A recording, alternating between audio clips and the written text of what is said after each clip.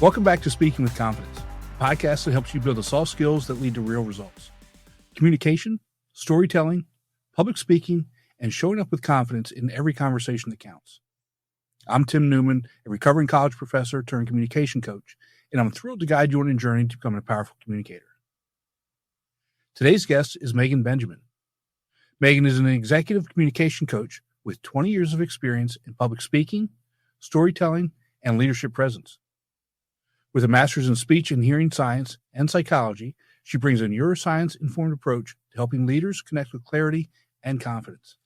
Meaghan, welcome to the show. We've got so many things I want to talk to you about today. Thank you so much, Tim. I'm excited to be here. You know, I really enjoyed our talk on the pre-interview, and I say it a lot that people like you, I could talk for days, and when we kind of think along the same lines and we can bounce ideas off each other, it really, to me, it really helps. It definitely helps me in some of the things that I'm doing, and hopefully it helps other people as well. Just Sure. little tips and ideas, but some of the things that you've done in your career, and that's really kind of where I want to start, because it's really kind of fascinating how you got your start in the communication and speaking and coaching context. Start with your career journey and who your first clients actually were. Oh, wow. Okay. So we're going back a bit. I'd like to pretend I was a child prodigy, but we're getting close to 30 years. So my career actually started after I got my master's degree working as a healthcare provider. And what I focused in on was specifically working with folks that lose their larynx and or tongue to cancer, so head and neck cancer. And why that's such a critical part of who I am as a coach is that if you can just imagine for a minute doing your job here today, but with no voice box or with no tongue, you'd look different, you'd sound different. And that is such a massive life-changing event. Mm. And so for me, what really helped me develop into a coach was recognizing that my job was not treating the patient. It was helping shift their mindset and understand what they could do with a totally different way of speaking and breathing. And believe it or not, that translates quite well into working with executives and other people who are trying to get up there, own the room, connect with other people, influence. We're all trying to do the same thing, but I think getting started in that very particularly complex and complicated world helped me hone some of those skills with other folks. Yeah, I think you said it right from the get-go. Now keep in context here. It's a mindset, but when you've gone through trauma like that, it's again. I'm not discounting anybody where they're at. That to me is some major trauma that you have to get over, and really kind of rebuild your entire thought process, your entire mentality. I mean, like you said, our voice is kind of how people see us and how we come across. So what were some of the ways that you found successful in changing mindset in that scenario? Sure. And it goes back to fundamentally confidence, right? It's this idea of how do you feel confident when you look different and you sound different than the way you did your whole life. So I think it started with just understanding where the person is, what they're feeling, what they're nervous about, and what is going to work for them. What are the small steps, the small things that they want to do? They're going to start to build that confidence. And ultimately, it's a journey of reinventing, but also self-acceptance. And you can't rush that. So oftentimes it would be sitting with the patient, but also with family members and coaching them together in this system, understanding what were those small steps that they'd like to achieve first, going there and then building upon that. And ultimately, goal setting was a critical piece of this process, because if somebody comes to me and says, I want to go back, I want to be a pilot again, or I want to go back and be in sales, or I want to go back and be a professor, all real things that have happened, then we have to break it down. What's it going to take for you to do that? And part of that factor is then the layers of how you're training on communication. And it's, I think it's really interesting because the goals that those folks have is where it starts. And when you Right. talk about speaking with confidence, if you want to get back out there and that's where we're starting, that's a great place to be. Right. Right. It really is. But again, I think that you hit on a number of things. That's really no different than any other thing that we want to go through or get to or accomplish in life anyway. It's just maybe on a different level, different scale, but it's the same processes that we all should be going through. It is. And I think communication is so, we know it's the fabric of our society. We all need it for everything, personal relationships, professionally. And it's funny though, because we don't always learn it. So I love that you're doing this podcast because oftentimes we just expect you're a great communicator. You're so confident. You're great at presenting, but really a lot of more people could be good at that if they have the tools and the training. Right. Yeah. And just because this is what we do doesn't necessarily mean that we're always good at it or that we're good at it, because we're people too. And we have those, we fall into traps and we get into our own heads and old habits just like anybody else does. Yeah, it's true. And then you have to be able to say, okay, that happened. And what am I going to do next? Because fun fact that you probably know, but about 55% of our communication is nonverbal. Right. And ultimately, we've heard all sorts of numbers thrown out there, right? Like people remember 7%. They remember 3 things, say 4 chunks of visual memory. But ultimately, people remember how you made them feel. Exactly. And that is where you could come in, even if you forget something or mess up. If you're making someone else feel connected and excited and engaged, then all that other stuff, it's going to be okay. Yeah. And again, I love that you said that because there was I'm in a back and forth communication on LinkedIn right now where somebody had mentioned an email communication that was AI written and how disrespected they felt from that. And that's not even, the spoken word. That's something that's typed out, but it's perception. And well, if I'm not even worth you typing this out or considering this response yourself, you have to get AI to do it. That's an even different level of that communication piece. 100%. And one thing that you're touching on there that I find so interesting when we get into the science side of things is, there's when you hear a sound, you're just perceiving a sound. Right. But as those words and tone and all those things come through, or you read them, they are getting filtered through your lens. Your lens is different than my lens. And that's been developed over time based on experience and exposure and the last interaction you might have had with that person or the tone of the messaging going back and forth.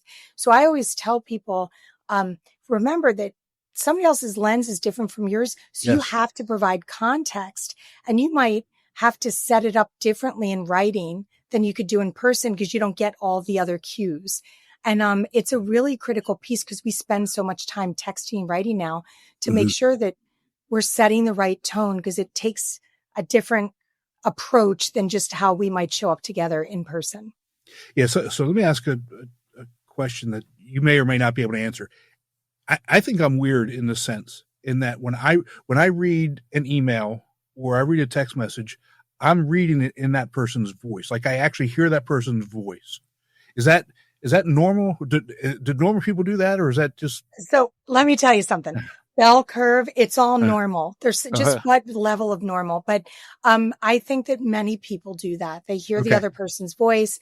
Other folks are reading it through their own voice in their head. And if this is a sensitive subject, if they're riled up, then that's going to influence how they interpret your tone and your voice. And that's why I always encourage anybody that I'm working with, I'm like, if they say, should I email this or should I call? And I'll say, well, I can't answer that for you, but if you're going to email because you think somebody needs time to process before you have the call, say that. Don't just send an email because, we've all heard that where you shoot off and write all these things, but you'd never say it. Say, I wanted to send an email ahead, give you time to process, and then I'd like to get on a call. If you get on the call first, you have to be prepared to set a good neutral tone if something's Right. tense is happening, right? Just so Right. that people say, okay, say, I know there's a lot of stress happening, wanted to jump on a call, and then I could follow up with an email. And that way we're all feeling like we're connected and trying to get to the same outcome. Yeah. I read a statistic just the other day that when we're texting now, the average response time is 10 seconds. And that doesn't even give our brain enough time to emotionally process the information that we received. And so that's one of the reasons why, especially in text messages, that the emotion is never truly understood, because we're not even processing it ourselves, and we're just firing something off. That is such an interesting statistic. And it's also interesting because when you're texting, you might be, people feel like you're in conversation, Mm-hmm. Yep. but actually you might be in conversation with me. Someone texted you, you didn't get back to them. Then 3 other people texted you, missed it. But that person might feel like you're blowing them off. You didn't acknowledge them. And it's a constant competition for attention. And attention and communication, I mean, it's so critical. And I say our scarcest commodity and most valuable, one of them is attention. And so that 10 seconds expecting a response, that becomes a very difficult thing to keep up when you're in a system of trying to connect with people. It doesn't allow for connection. It doesn't allow for true connection. Let's just put it that way. And that's, I think that's where we really have problems, and should probably make some other adjustments from that perspective. But Tim, I'd love to, what is your perspective if we think about this? Because we have an entire couple of generations now that are digitally native. I think of myself as digitally evolved, but this is a mode of communication, and it is going to continue to grow. And it does add that layer that you're not getting that same connection that we get even when we see each other and talk. What are your thoughts? Like, do you think we're just going to have to evolve with it, or we'll go back to trying to seek out more humanity and how we connect and talk? Well, I don't think we're ever going to go back to what you and I grew up with. I mean, those days are long gone. Just for any number of reasons, just time as a one major factor. But I do think that we're going to evolve, and it's my hope. I think this, but I more hope it, that what we're going to find is that we are losing that human touch and connection, which is critical to our survival as a species, right? Yes. And that we will kind of evolve and drop back a little bit. I look at, I've got grandkids now, and I look at how my daughters and sons are raising those kids in that. Now they're still young, so the oldest one just turned 5, but they've already cut down on screen time. I mean, screen time is restricted, and it's monitored. And I'm kind of hoping that as they get older and get a cell phone when they're 15, okay, that because there's really, I mean, I wouldn't say there's no need. I don't want to go that far. I don't want to be my parents there, but what's the real need for them to have one outside of calling the parents in case of emergency or need to be picked up or forgot someone, what have you? It's the idea that we have to communicate with somebody who's sitting right next to us by texting them. That to me has to be reined in, and I do think that eventually will.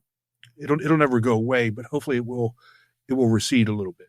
Yeah, I agree. And it's interesting because when we think about how children develop each of us, all of us develop our communication skills that are part of that lens of how we interpret information. It's called implicit or incidental learning. And that's not because you're always in conversation. It's because you're surrounded by people and you're observing and starting to pick up on all those little nuances, eye contact, tone, navigating difficult conversations. And I think it's going to be critical for these young people as they're moving into jobs and into opportunities. that they need that same exposure to be able to develop those skills. And that requires having difficult conversations face to face, thinking about the other person. But if you don't get the exposure and the opportunity, then it's obviously going to be very difficult to expect that someone can do that. It's going to be much easier to shoot off a text, shoot off an email, not have to deal with it in person because we're social animals and that can make us uncomfortable. Yeah. And and I think it's the uncomfortable piece that is the hurdle, and being uncomfortable it's good. That shows emotion. That you need to actually deal with that and figure out why you're uncomfortable with it, and get over it and deal with whatever that piece is. And that's where I think the growth actually occurs, when you have that uncomfortable conversation and you see that either sometimes, it was no need for that uncomfortableness, or, it's good that you had it. It's good that it's now that's out in the open. And now whatever that issue is either dealt with or you're going to grow from. Yeah, I love that. And I think, I have 4 kids and I'm constantly telling them to get comfortable being uncomfortable. Mm-hmm. And because you can imagine the nightmare of having a mom as a communication coach and scientist, they'll try to go text someone when they tell me something. I'll say, you have to have a phone call with that person because you're going to get comfortable writing that. You're going to get into a thing. But I think as a result, as they're growing, they're now 17 to 23, they can have difficult conversations. They don't mind if someone rejects them or doesn't agree with them. They're comfortable debating, but that came from many years of being forced to do it.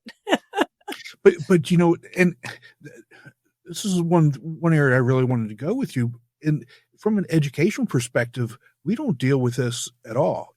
From whether it's public education, private school, homeschool, whatever it is, unless you're somebody who's a communication coach like you, or somebody who values good communication, those things are never addressed. They're never talked about. We don't even want to think about bringing it up. And I think this is one of the reasons why we're in this position.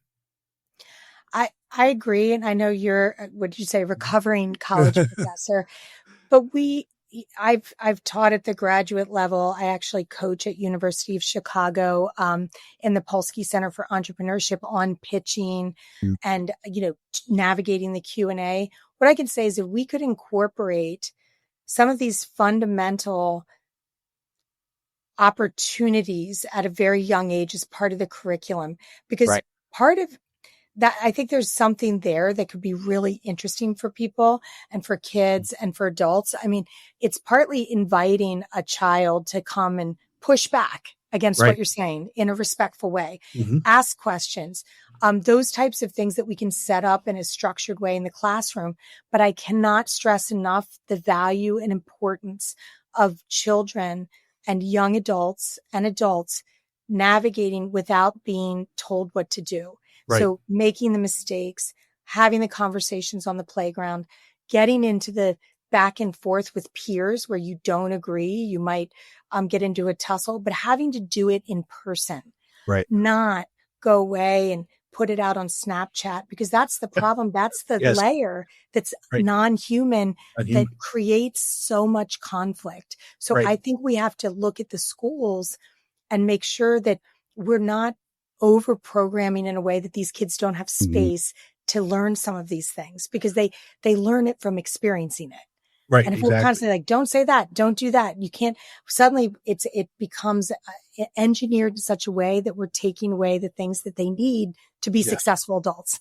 You're absolutely correct. 100% correct. And, that was, I've been doing this for so long. When my kids were in school, my wife is also she's a retired teacher now, but she taught in high school. And I told the kids, I said, if you have, this is in first grade, if you have a problem with your teacher or something grade and assignment, don't come to me. You go deal with the teacher. And my wife got really upset. I said, we have to start teaching them now to advocate for themselves, advocate for their education. Now, if they don't feel like they've been treated fairly, and I'm not talking about they changed the grade. I'm talking about they don't feel they've been treated fairly. Then let us know, and then we step in. But that is such a big hurdle for students to go and just have the conversation and say whatever it is with a person in a position of authority. And like you said, do it respectfully. And that's where frameworks can come in. Right. That's where you can actually provide a structure. So one of the frameworks that we love to teach is the know, feel, do. And it works great, especially when you're going to have a difficult conversation.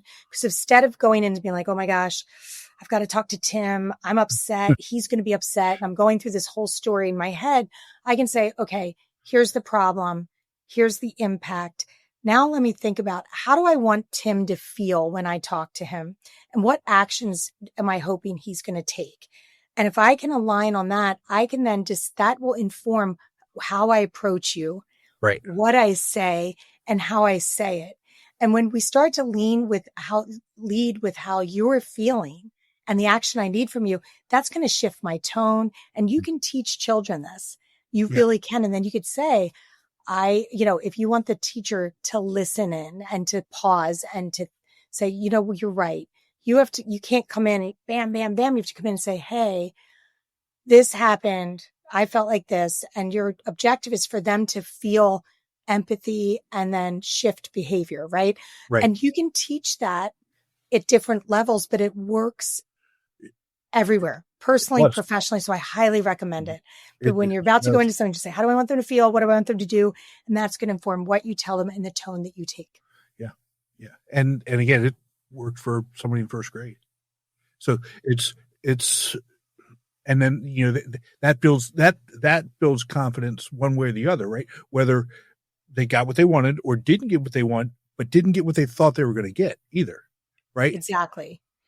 And say, and if teachers and people and leaders also approach everything like that, then you can see how we're in this system of communication and the back and forth is happening because we're both thinking about the other person and the actions we need. And we're thinking about how we're approaching them.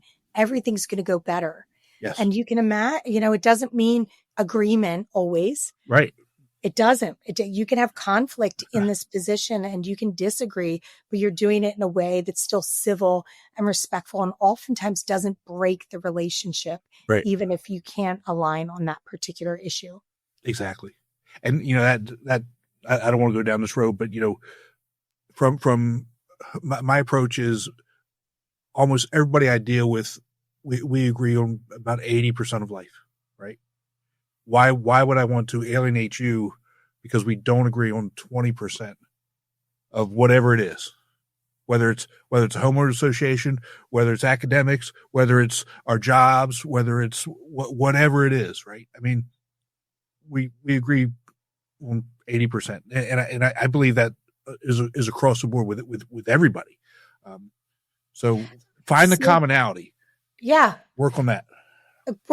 And ultimately what you're describing though is even if you disagree the other 20%, if each person or multiple people feel respected, heard, then you can agree or disagree, but you're not going to alienate. And I think that takes patience, that takes attention, that takes intention. Exactly. And I think because things have become so reactive in this day and age, even with the texting, the comment you made earlier, like 10 seconds. And did you respond?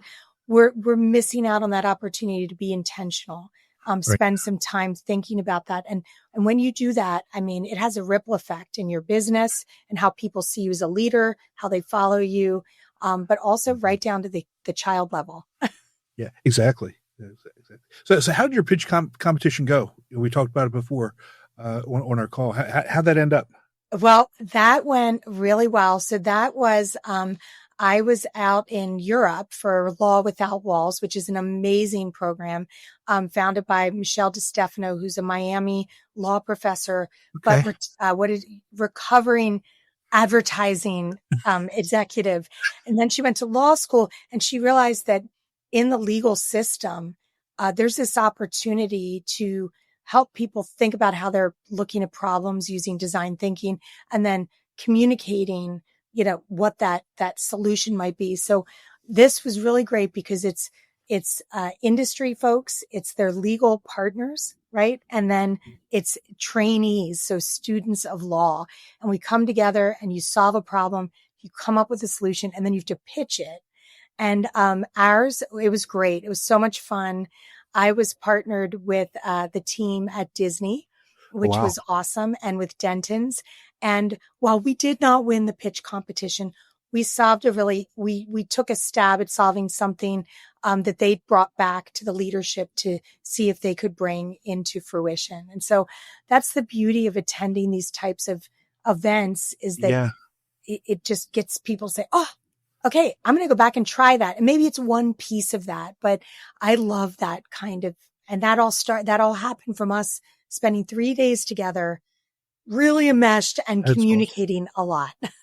That's awesome. And, I love those, like you, I love those types of things because not only is there those connections, but the ideas that are going back and forth and the thinking that takes place and some of the, maybe some change thinking, maybe some change way of doing things really does come about. Yeah. And what I'll say I always I say to people that they say, come to me, they're up and coming in their career. Mm-hmm. And they say, what's your biggest piece of advice? And I say, find a mentor because they're going to help you learn and get this type of learning exposure. But also my biggest piece of advice is seek in-person opportunities whenever you can, even if they feel uncomfortable. Go to that event. Go sign up for that thing. Show up in the office, because that's where you're going to get that connection and get that exposure that has the ripple effect. And so go do that. Please, I'm begging you. And it's funny because, when I was teaching, one of my assignments in every class I ever taught was you had to go do informational interviews. And, for a time, because of COVID, they could do them on Zoom, they could do them over the phone. An email interview was not an interview. So they either had to be by phone or Zoom or something like that. But when we got back to being somewhat normal, I said, you have to actually go and interview them in person like we did before. And for whatever reason, it was, oh my God, we're not doing that. Yeah, it's hard. Well, that's what you have hard. to do. Yeah. There's a team I'm working with at the University of Chicago. They're a startup team out of the Booth School. But they've actually developed a tool to practice behavioral and technical interviews. It's called the Dev Difference. Why it's so interesting is that they're targeting that they are the demographic that they're targeting. The co-founders graduated from Dartmouth, and are out there interviewing. You have to go through 300 interviews to get to the one offer. And the idea was, if you can help people be confident and prepped, then they're going to do better, and it's going to make the whole process better. So, to your point, I think just everybody get out there. And even if you don't get the job, you're getting that exposure and that learning. It's just going to make you better. Yes, it will. It's a repetition, and don't let the either the no's or the not hearing back, get you down. I know it sucks. Don't get me wrong. I know it sucks, and it's bothersome, but eventually it's going to happen. It's going to happen, and you have to do it over and over again, until maybe you find the right spot. And if you don't get whatever job it is, whatever you're pitching, whatever, that's fine. It probably wasn't right anyway. Just keep doing it, keep practicing. But that's the learning. I think that's what we keep going back to. Communication and confidence gets better when you can get comfortable being uncomfortable. Right. You build that resilience and you get the exposure. And that is what helps you start to develop these habits that allow you to show up in high stakes situations and say, I can do this. I've got this, because you've done all the other pieces. It's really hard to do that if you've not left your kitchen. Exactly. You just said it makes me laugh, but you're absolutely right. You really are. In your business, you'll have come up with something that you call agile communication. What is that? What is that, and how does it help everyday yes interaction? So So our methodology, my business partner's Phyllis Deely, who comes from a brand strategy advertising background. I've got the science background. And so we realized when we're working with companies and with teams, it's not just about presenting, public speaking. People say, oh, Right. public speaking. I have to learn how to do that. And it's not just about leading a meeting. So really we go back to this idea that communication is a series of habits that you develop over time. So what agile communication is breaking down the habits that are really critical, verbal, nonverbal, how you set tone, how you listen, what are the levels of listening, how you read other people verbally and non-verbally. So there's this way of being spontaneous and proactive and receptive. And we give people real tools on that. And then we help. So we call it the science of communication and the art of showing up. And so the art of showing up is, what scenario are you showing up in? Are Right. you showing up in a presentation? Are you showing up in a meeting? Are you showing up in a Q&A and a panel discussion?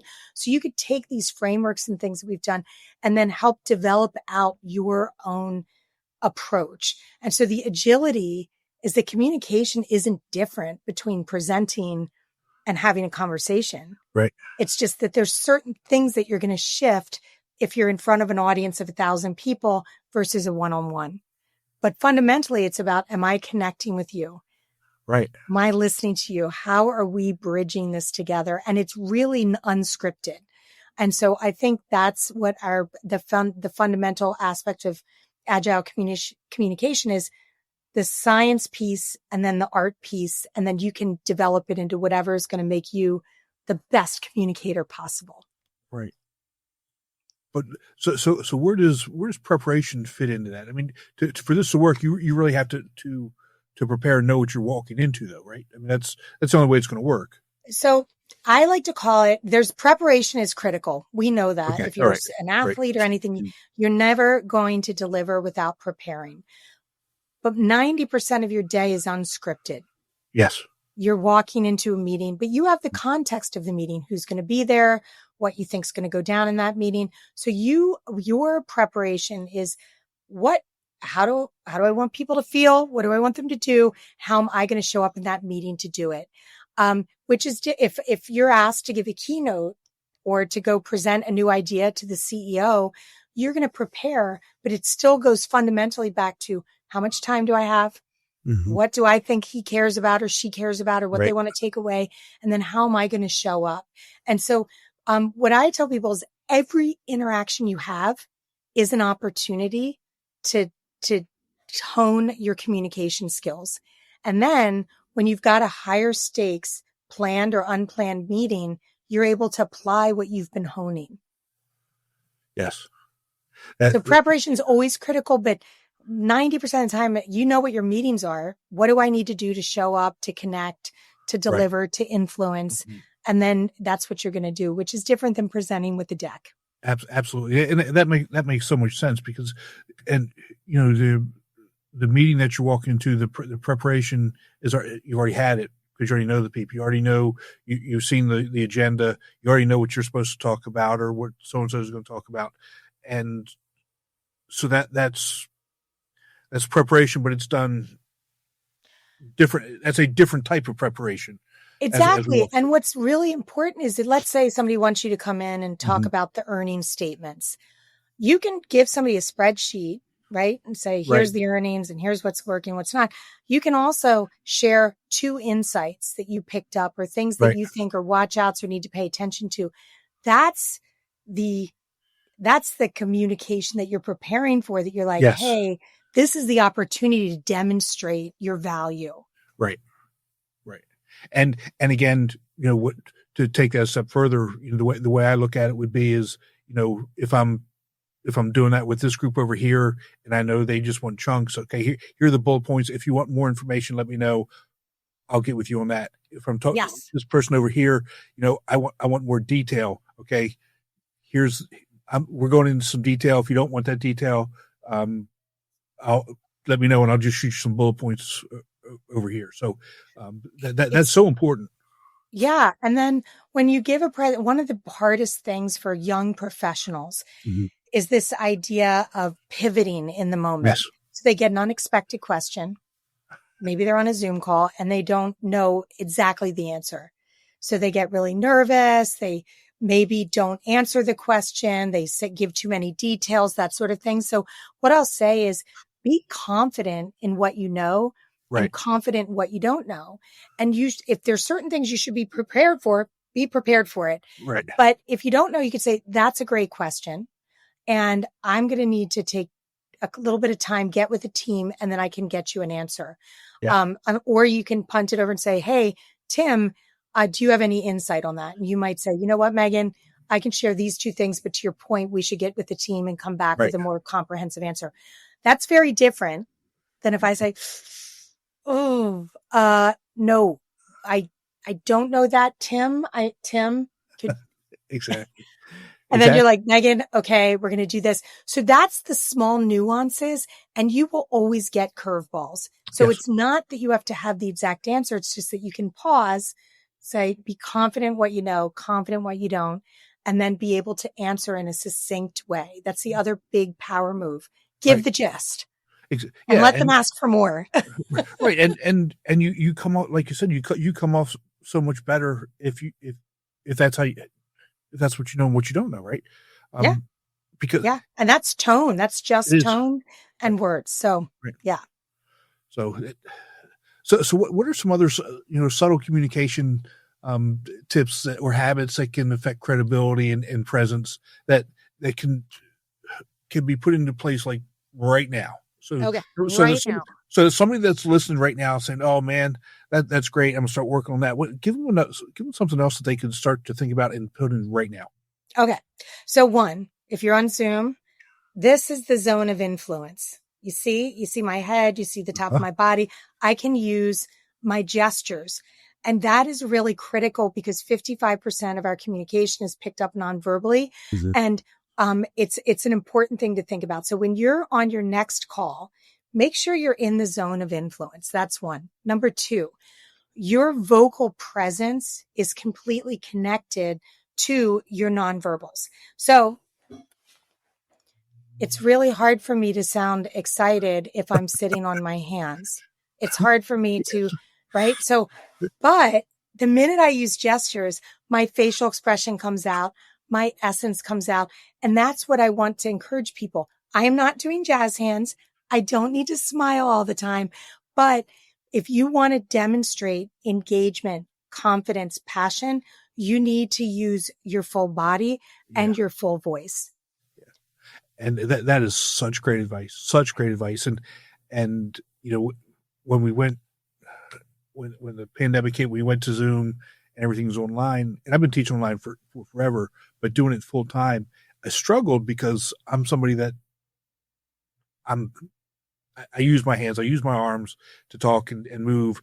And so now I'm stuck in a little tiny box, and it's hard, but it takes getting used to. But once you just relax and start being yourself, and don't think of it other than what it is, just be yourself, and then it comes through.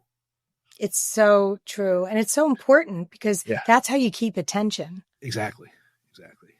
So Meaghan, tell us about what you're doing with Studio Reinvent and all the good things Yes. that you guys are doing.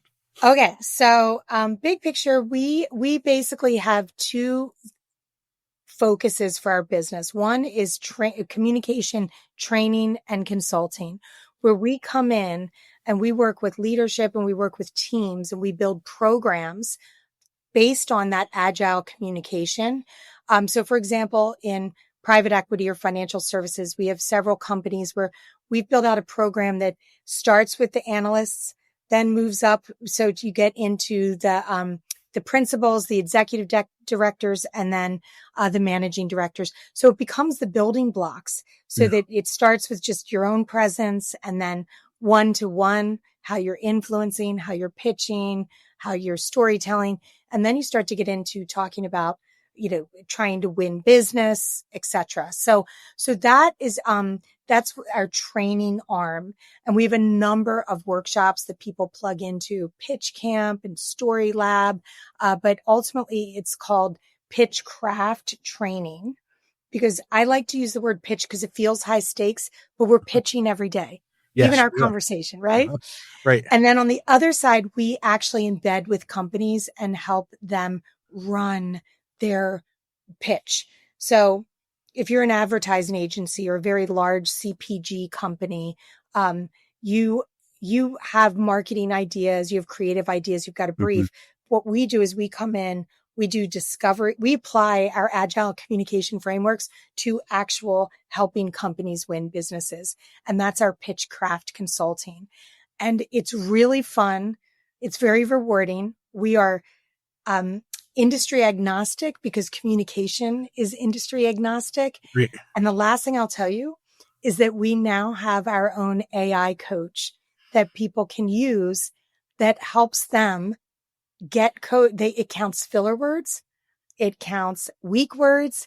It lets you know conciseness. And then it provides coaching on applying some of these frameworks, the what, the so what, the know, feel, do, is storytelling. And that has been a game changer because you see people go from here to here in confidence, but also in developing some of those habits. Wow. So that's a little bit about Studio Reinvent. And we love what we do and we love new clients. Well, I'm really glad you mentioned, your the new AI thing, because I saw it on your website and I'm saying, this sounds really, really It's called Sage. Sage. Yeah, that is, it's amazing what can be done and just how it can move people forward. And if we don't rely on it to do everything for us, right? Yeah. In writing scripts and writing emails and those things that we talked about before, but help us be more human and help us get over some things and help us learn new things. It's just amazing what it can do. It's amazing. And I will just say one thing about it. And you could go in on our website and see, but what's really important is how many times has someone gotten feedback? Be better at storytelling. Yes. Have more energy. You have a lot of upspeak. You use too many filler words. And then you're sitting there thinking, well, when I'm in the moment communicating, I'm not counting that and looking at that. And how do I do that? That's where this comes in. So it is not writing the script. You can upload your presentation. You could do role play with skeptical people if you have a hard time dealing with conflict. But it's ultimately giving you a safe, judgment-free zone to practice so that you can develop those skills so that you can show up better with your fellow humans. Yeah. And again, you bring up such good points. One of the things that really changed how I approach things was when I was a younger professional, I kept telling my students, just quit the uhs and ums, just stop. And at one point, one of my best students came to me very upset, and she said, "You keep telling us to do this, but you don't tell us how." And I was like, "Whoa, you kill me." But that's something that kind of changed, my whole philosophy, the whole ways that went about doing things, because she was absolutely right. Yeah. And communication is reps. Right? This is reps. You got to do it to be able to get better at it. Yeah. Well, Meaghan, thanks so much for spending some time with us. What's the website address and where else can people find you? Oh my gosh. So thank you, Tim, for inviting me on. This has been a great conversation. The website is studioreinvent.com, and people can find us there. They can find us on LinkedIn, and we tend to put some helpful videos and things on LinkedIn as well. And as I'm digitally evolving, we are starting on Instagram from a company standpoint. So find us, and we would love for you to reach out. Awesome. Thank you so much. I'll put those links in the show notes for everybody. But Meaghan, again, thank you so much. I mean, I could go on for hours and hours and hours, but maybe we do a follow-up here in a few months. That'd be great. Thanks, Tim. All right. You take care. You too.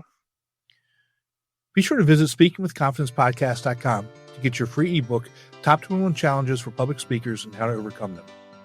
You can also register for the Foreman for Public Speaking course. Always remember, your voice has the power to change the world. We'll talk to you next time. Take care.